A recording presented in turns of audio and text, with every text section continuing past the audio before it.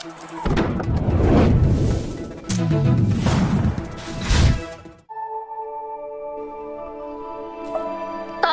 Tamil news செய்திகள் வாசிப்பது கீதா. சென்னை புழல் கதிர்வேடு பகுதியில் காங்கிரஸ் கட்சி மாமன்ற உறுப்பினர் ஏற்பாட்டில் 31 கண்காணிப்பு கேமரா திறக்கும் நிகழ்ச்சி நடைபெற்றது.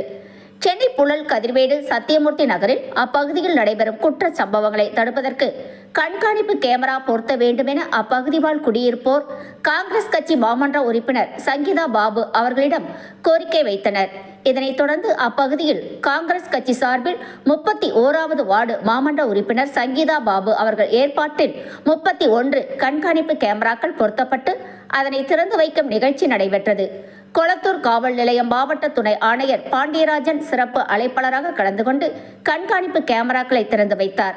மேலும் தொடர்ந்து பேசியவர், இதுபோன்ற கண்காணிப்பு கேமராக்கள் பொருத்தப்படுவதால் பல குற்ற சம்பவங்கள் தடுக்கப்படுவதாகவும் குற்றவாளிகளை எளிதில் அடையாளம் காணவும் பயன்படுத்துவதாக தெரிவித்தார். இதனைத் தொடர்ந்து சென்னை புழல் சிறை வளாகத்தில் ஏற்படும் அசம்பாவிதங்களை தடுக்கும் வகையில் புழல் சிறை முதல் வாசலில் 6 கண்காணிப்பு கேமராக்கள் பொருத்தப்பட்டு கட்டுப்பாட்டறையும் திறக்கப்பட்டது.